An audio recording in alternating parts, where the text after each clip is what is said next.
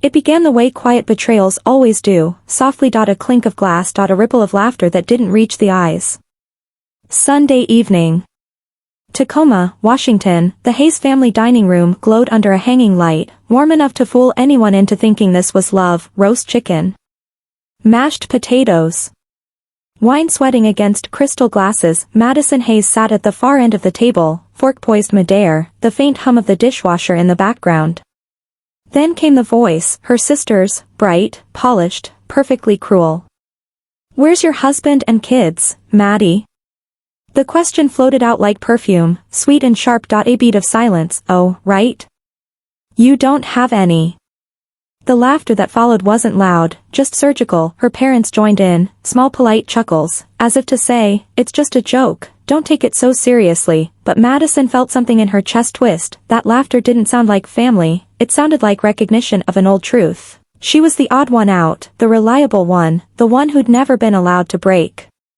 She forced a smile. For years she'd smiled through worse. Then she set her spoon down. The sound was quiet but final. "Where's your money, Chloe?" She said it with a calm that made the air go still. "Oh right," she added, tilting her head. "I've been supporting you, until today." For a moment, no one breathed. Her mother's fork froze halfway to her mouth, her father's jaw worked as if chewing on unspoken disapproval, and Chloe, ever the actress, blinked, stunned that her script had been interrupted. That silence, that heavy, living silence, didn't end that night. It started everything that came after. Her name was Madison Hayes, 32 years old. UX researcher. Seattle's Capitol Hill. From the outside, she was a portrait of balance, soft sweaters. Neat apartment. Coffee before sunrise. Her colleagues liked her. Her landlord adored her punctuality. She looked like someone who'd figured it out. But behind that steadiness was a truth she never admitted aloud. Half her paycheck disappeared before she could use it, not to debt. Not to rent. To family.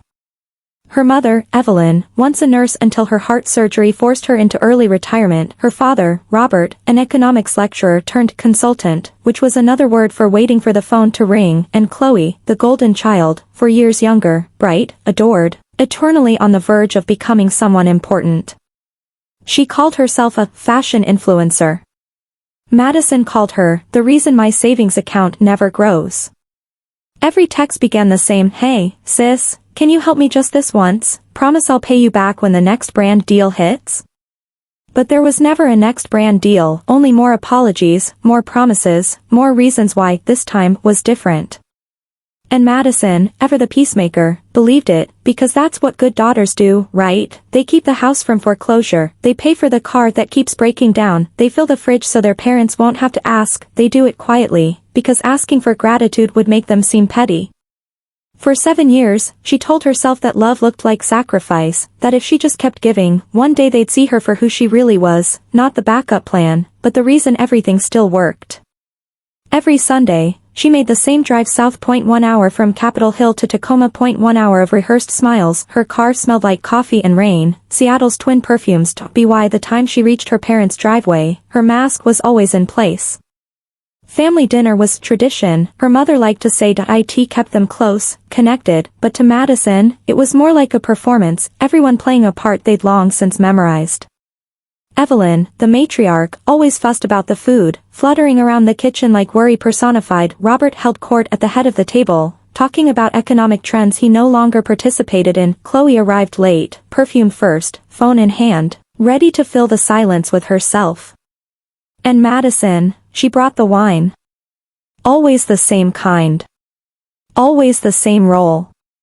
The walls were lined with photos, smiling moments frozen in amber. Chloe at 17, crowned at her high school pageant, Robert shaking hands with someone vaguely important, Evelyn in her nurse's uniform, eyes bright with youth, and Madison, always there, but never centered, half cropped out. Half remembered. She'd noticed it once, years ago, and laughed it off. Now, those edges felt like prophecy. Dinner followed a script. They talked about Chloe's next collab, Robert's client, Evelyn's doctor's orders.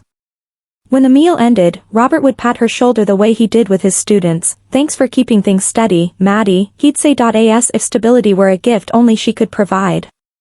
Driving home, she'd grip the steering wheel so tight her knuckles turned white. Sometimes she told herself, "This is just family, messy, needy, flawed. Other nights, the thought turned sharper, they don't love you.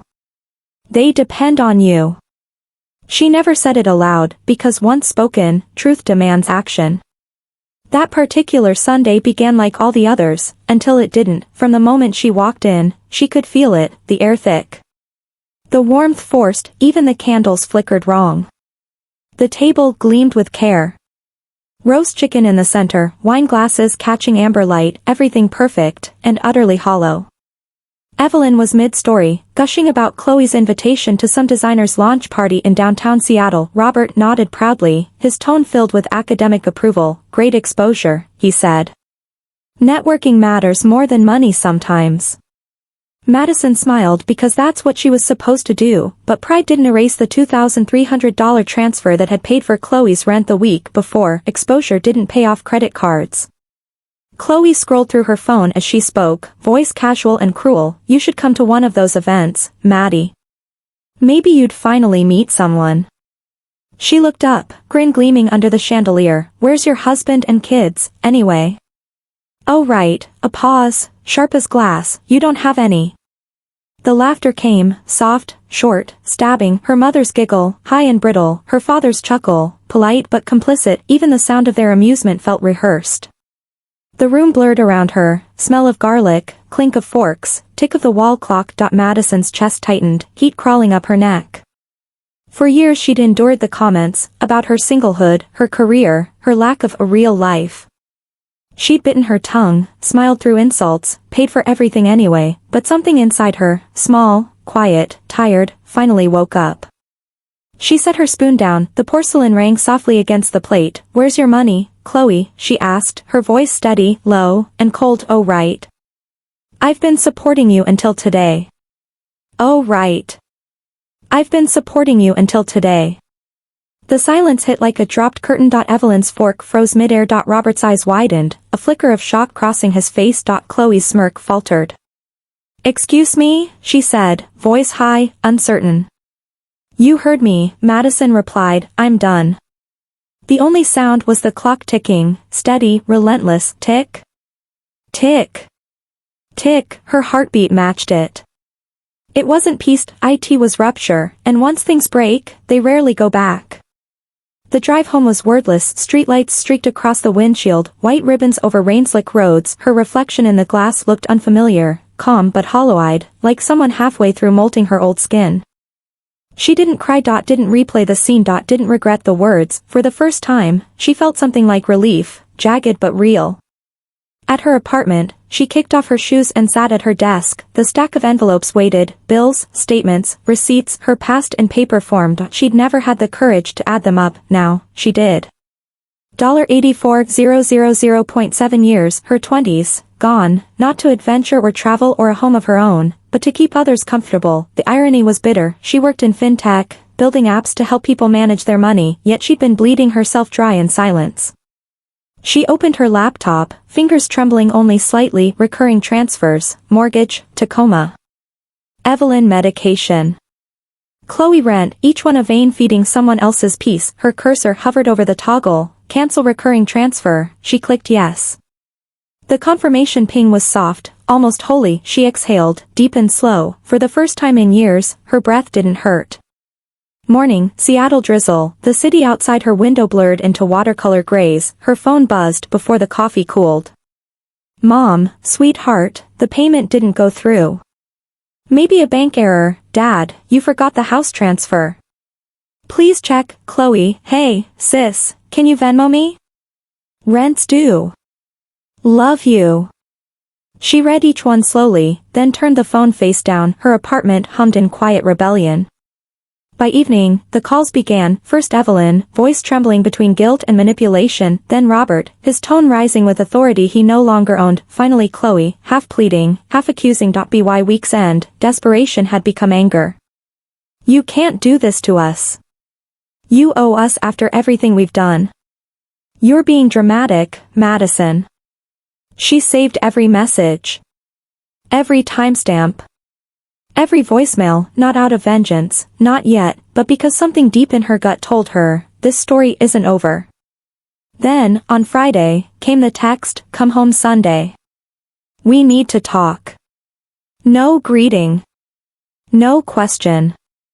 Just an order, the kind they'd always used, assuming her obedience.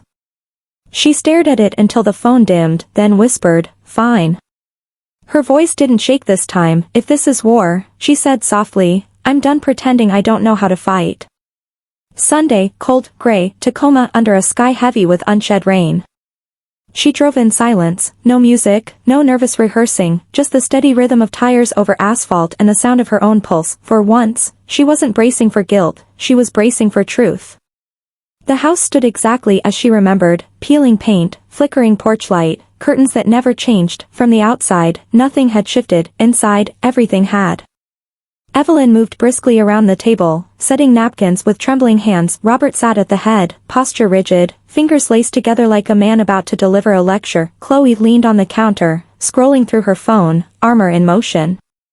Madison hung her coat slowly, folded it over a chair. The silence stretched until Evelyn broke it. "Madison," she began, voice taut. "We can't live like this. The mortgage, the bills, you know how hard it's been for us." Madison nodded once. "I know," she said quietly. "I've known for 7 years."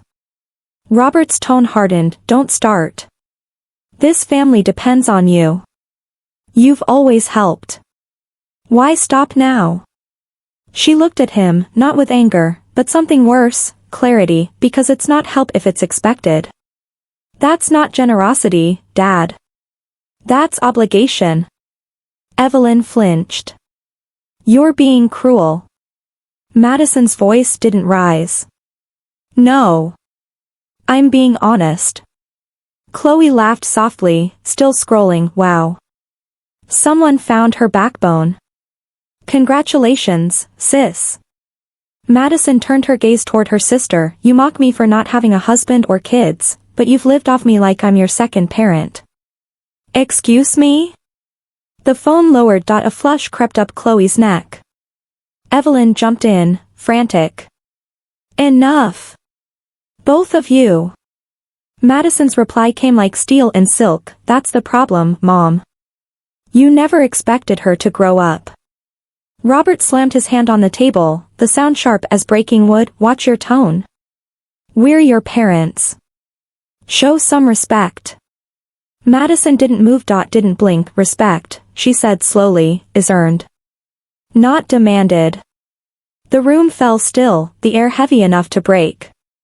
For a long moment, no one spoke. The old wall clock kept time for them, each tick landing like a verdict. Robert's glare softened first. Maybe he thought silence was surrender, but Madison wasn't folding this time. She inhaled, slow, unsteady. The room smelled of stale coffee and polished wood, the scent of years spent pretending. "I'm not your enemy," she said quietly. Evelyn's eyes flicked up, watery, pleading. "Then stop acting like one." Madison almost laughed. "You forged me into this. You just don't like what you created." Chloe muttered something under her breath, but Madison ignored it. Her heart wasn't racing anymore, it was steady, mechanical, that scared her parents more than shouting ever could.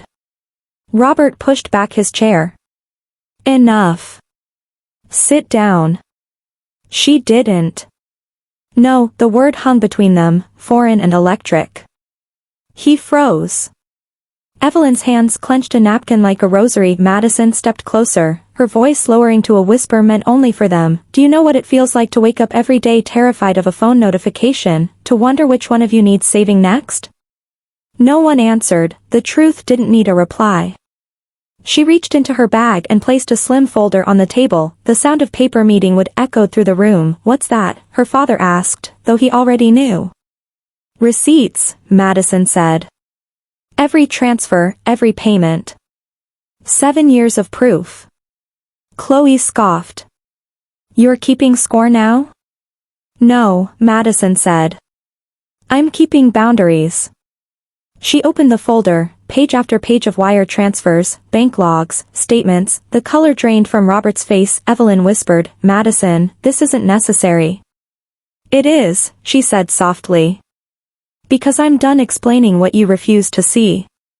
Her finger tapped a highlighted section. "Dad's mortgage, I covered $28,000. Mom's medication, $9,600. Chloe's rent, $18 for 100. And then, this. She slid forward a bank notice stamped with his signature. Robert's brow furrowed. What's that supposed to be? The home equity loan, she said, the one taken out using my name. The silence sharpened. Evelyn blinked fast, confusion melting into dread. Robert? He straightened, defensive instinct kicking in. It's just paperwork. The bank must've. Madison cut him off. The bank didn't make a mistake. They called me after a flagged document. She pulled out another page, an official seal in blue, forgery. Identity theft. Elder fraud category, depending on intent. Robert's mouth opened, closed. Chloe whispered, "You called the bank?" "I didn't just call," Madison replied. "I hired a lawyer." The name came out clean, surgical. Rachel Tran.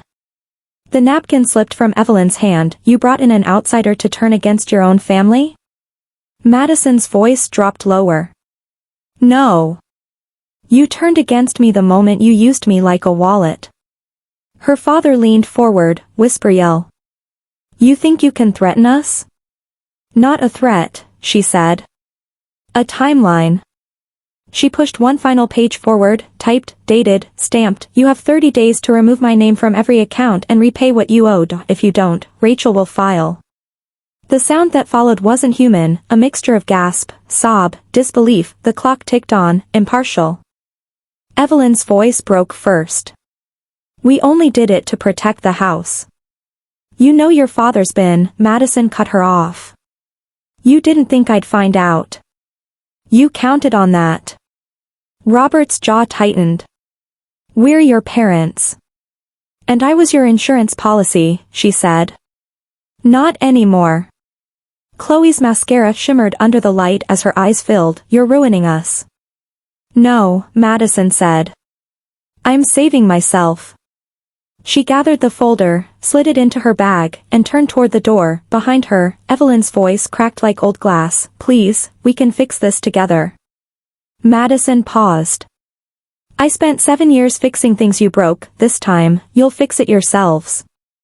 Outside, the sky was steel gray. She walked to her car without looking back. Through the window she saw them, her father pacing, her mother crying, her sister frozen. It looked almost like a tableau of guilt. For once, she didn't feel sorry. She felt free. That night, Madison sat by the window of her apartment, city lights glittering over the sound. Her reflection stared back, pale, calm, older. She opened her laptop again, this time to an email from Rachel. Subject: Case update, verification complete.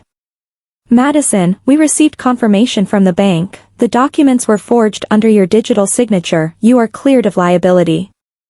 I've attached formal notice. Next steps are optional enforcement or closure. R.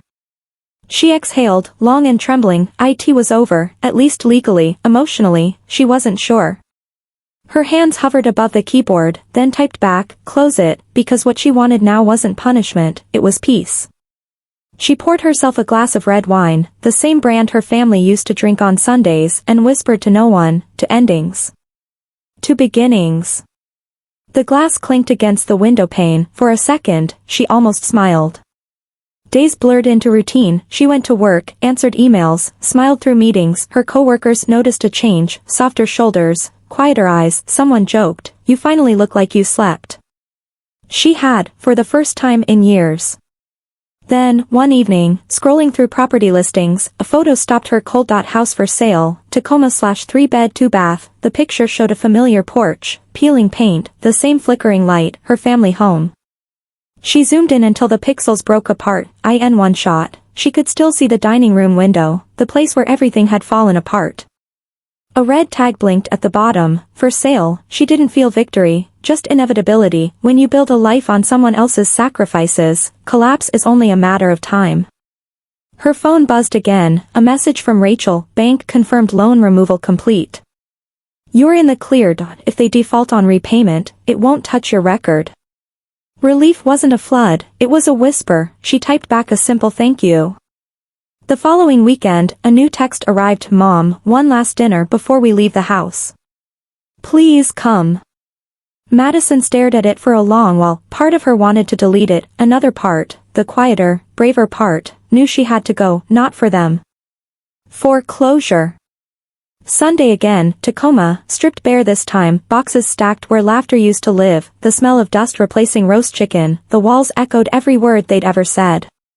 Robert looked older, his voice quieter when he greeted her. Evelyn's eyes were red but steady. Chloe sat with her phone face down for once. They ate mostly in silence. No jokes. No gossip. Just the scrape of cutlery. After dinner, Madison set down her glass. I'm not cutting you out of my life, she said softly, but I won't be your safety net anymore. If you fall, you get back up on your own. No one argued. For the first time, silence didn't feel like war, it felt like acceptance. When she stood to leave, Evelyn reached out, fingers trembling, not to pull her back, just to touch her sleeve. Thank you for coming, she whispered. Madison nodded. Goodbye, Mom. At the doorway she looked back once more. The house seemed smaller, almost fragile, then she stepped outside into the cold. The wind coming off Puget Sound stung her cheeks, but it was clean, honest, alive. Driving north, she rolled down the window, let the air rush through her hair and thought of everything she'd finally made room for, her own savings, her own peace, her own future. Weeks passed, she took a promotion at work, enrolled in a night course, started hiking again. Each small act felt like reclaiming a piece of herself. Sometimes, late at night, she'd glance at the empty chair across from her table. No guilt. No noise. Just space, and she'd smile, not because she was happy but because she was finally unafraid of being alone. Then came a letter, handwritten, unfamiliar handwriting. Inside, a single line, I'm sorry. No signature, just a Tacoma postmark.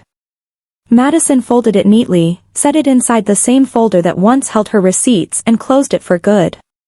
She didn't need to reply. Forgiveness, she realized, wasn't a transaction, it was release. She stood by her window again, watching the city shimmer under drizzle, her voice barely a whisper. Love doesn't drain you.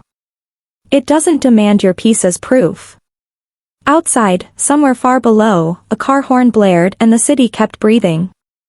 Madison turned off the light and for the first time, the darkness felt like home.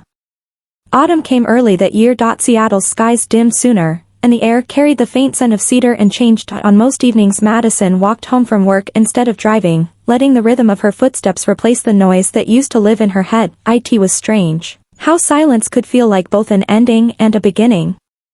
She'd spent 32 years learning to anticipate everyone else's storms, now she was learning how to stand still in her own calm. At first, the quiet unnerved her. She would come home, drop her keys in the bowl by the door, and wait for the familiar vibration of a text, the next emergency, the next just this once. But nothing came. The absence of need felt like withdrawal. Her hands, once trained to calculate transfers and due dates, didn't know what to hold. So she began holding her mornings, stretching them longer, coffee at the window. Journaling without agenda. A kind of rebuilding that had nothing to do with money. On one of those quiet evenings she found herself in a bookstore near Pike Place, rows of paperbacks, the smell of ink and dust. A woman at the counter smiled. You look like someone who needs a good story.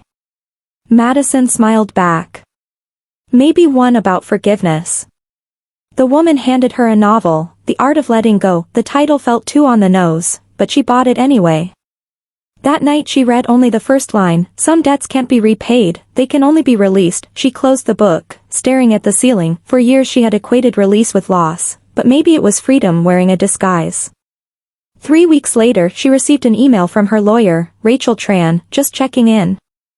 Everything's been officially closed. Your name's protected indefinitely. Madison typed back, thank you for helping me protect myself. Rachel replied within minutes, you did that part on your own. She stared at those words for a long time. It was such a simple sentence, yet it cracked open something she hadn't realized she'd been craving, acknowledgement, not the hollow, we're proud of you, her father used to say, but real recognition that survival itself had value. That night she walked to Cary Park, the skyline stretched before her, the Space Needle glowing against rain clouds. She whispered, you did that part on your own. And for the first time, she believed it. But peace, like all delicate things, tested her resolve. One morning in late October, a knock echoed through her apartment. When she opened the door, Chloe stood there, different, thinner, eyes shadowed, clutching a small envelope. Madison's breath hitched. "Chloe?" Her sister smiled, brittle. "Hey! Can I come in?" They hadn't seen each other in nearly 2 months. Inside, the air felt thick with history. Chloe set the envelope on the table. "It's not what you think. It's not money. It's papers. Dad asked me to give them to you." Madison hesitated, then opened it. Inside was a copy of the loan release, signed by both parents, repayment complete, lien removed. A handwritten note at the bottom in her father's careful script, "You were right. Respect should be earned. We're starting over, wherever that leads." Her throat tightened. Chloe's eyes glistened. "He's been different since you left. Mom too. They're selling the house, moving to Idaho. Cheaper, quieter. I think they're trying." Madison nodded, unsure what to say. Chloe looked around the apartment, simple, warm, full of plants. "You really did it," she whispered. "You built a life." Madison smiled faintly. "One step at a time." For a moment, the sisters just breathed. No blame. No tally. Just two women standing on opposite sides of the same wound, finally seeing how it had shaped them. Before leaving, Chloe paused at the door. "Do you hate me?" Madison shook her head. "No. I just finally stopped mistaking enabling for love." Chloe nodded, tears catching the light. "I'm sorry." "I know," Madison said softly. "Me too." When the door closed, Madison leaned against it and let out a breath she didn't know she'd been holding. Forgiveness, she realized, wasn't loud. It arrived like dusk, slowly, gently, uninvited but welcome. Days flowed easier after that. Work no longer felt like escape but expression. Her promotion allowed her to lead a small design team, mentoring interns who reminded her of herself, eager to please, afraid to disappoint. She taught them the one lesson she had learned too late: don't let gratitude trap you. She told them, if someone calls you indispensable, check whether they mean irreplaceable or exploitable. Her words surprised even her. They nodded, and she felt something like purpose return. By November, she had saved enough for a solo trip, her first vacation in years. She chose Mendocino, a quiet coastal town in Northern California, ocean cliffs, fog that rolled like memory. Each morning she walked barefoot along the shoreline, letting the waves erase her footprints as quickly as she made them. On the third day she sat watching the water and finally opened the book from Pike Place. Halfway through, a sentence caught her. "Healing isn't the absence of pain, it's the presence of perspective." She whispered it aloud, tasting the truth of it. She thought of her parents, somewhere unpacking in Idaho. Of Chloe, trying to stand on her own, and of herself, not defined by what she gave, but by what she finally kept. When she returned to Seattle, winter had crept in. The city lights shimmered against wet pavement, cafes steamed up with breath and laughter. Madison felt, for the first time, like part of the living world again, not its silent donor. At her apartment door, a small package waited. Inside, a framed photo, her family, years ago, at some picnic she barely remembered, and a note, "For your new beginning. Love, Mom." She hung it by the window, not as forgiveness, but as closure. The people in the picture were ghosts now, versions of themselves before debt and resentment rewrote their lines. Every time she passed it, she felt both ache and peace, proof that those two could coexist. One Friday evening, Madison joined a friend from work for dinner. A new Italian place downtown. They talked about travel, books, the absurdity of adult life. At one point, her friend laughed and said, "You always seem so composed. Like nothing rattles you." Madison smiled. "Oh, I rattle. I've just learned not to shake apart." Later that night, walking home through the drizzle, she realized how far she'd come from the woman who once measured her worth by how much she could give away. Now, she measured it by what she refused to lose. She passed a family inside a cafe, parents, 2 kids, laughter fogging the glass. It no longer stung. Love wasn't a prize she'd failed to win, it was a choice she finally made for herself. December arrived with its soft cruelty, holidays, the first one she'd spend alone. Her colleagues invited her to gatherings, she declined politely. Instead, she decorated her apartment with quiet grace, a small tree, white lights, no excess. On Christmas Eve she cooked for one, poured wine, and raised her glass. To peace, she said aloud. And to anyone still earning theirs. The toast echoed gently. She thought of her younger self, the one who'd driven home from Tacoma gripping the steering wheel, trying not to cry. She wished she could reach back through time and whisper, "You're allowed to stop saving them. You deserve saving too." Outside, faint fireworks flickered over the sound. Inside, she smiled. A week into the new year, Madison visited an art exhibit downtown. Boundaries, the art of saying no. Irony, she thought, but the pieces were breathtaking. Sculptures made from broken locks, photographs of open hands. One quote on the wall read, "Sometimes the most loving word in the world is no." She stood there for a long time, the words wrapping around her like a blanket. When she left, she passed a street musician playing an old cello under a bridge. The melody was haunting, almost familiar. She dropped a few dollars into the case, and the man looked up, eyes crinkled. "Thank you." She smiled. "No, thank you." Because for once, giving felt like choice, not obligation. By spring, she had repainted her apartment, soft gray with golden light. New beginnings don't always look like fireworks, sometimes they look like calm spaces. She hosted her first dinner, 3 coworkers, simple pasta, laughter that didn't hurt. At one point someone spilled wine and apologized. Madison waved it off. "It's just a stain," she said. "I've survived worse." They laughed, and she realized it was true. Months later, scrolling social media late at night, she stumbled upon Chloe's new post. A photo of a modest boutique, captioned, "First day open." Scared but grateful. Madison's heart swelled, not with pride or pity, but with peace. She typed a single comment, "Proud of you." No emoji. No subtext.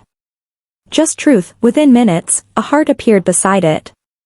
She closed the app and exhaled. Sometimes love didn't need repair, it just needed distance to breathe. Summer again. 1 year since that dinner, the night laughter turned into liberation. Madison stood on her balcony, watching the sunset drip orange into Puget Sound. She thought about everything she'd lost, and everything she'd finally gained. The numbers balanced differently now. Her voice was soft but certain, "I'm not the joke anymore."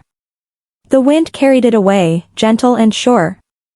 She went inside, sat at her desk, and began to write, not a diary, not a budget, but a story, her story. She wrote it the way she wished someone had told it to her, not as tragedy, but as proof of survival. "If you've ever been the one holding your family together while they tore you apart," she typed, "know this, saying no isn't cruelty. It's self-respect." She paused, fingers hovering, then added, "And sometimes, the silence that follows is the sound of your life finally beginning." She clicked save. Outside, the city hummed, cars, laughter, music drifting from open windows. For the first time, she didn't feel outside of it. She was part of the noise, part of the stillness, part of something whole. Madison poured herself another glass of wine and lifted it toward the night. "To the ones who finally stopped apologizing for choosing themselves," she whispered. And somewhere, in a quiet house miles away, a woman named Evelyn looked at an old photograph of her daughters and smiled through tears, whispering the same words. If you've listened this far, maybe you've carried a similar weight, the guilt of saying no, the ache of choosing peace over approval. Maybe tonight you finally understand what Madison did. That love is not the same as obedience, that kindness is not debt, and that the family you save might one day include yourself. So tell me, where are you listening from, and what line did you have to draw before you could finally breathe?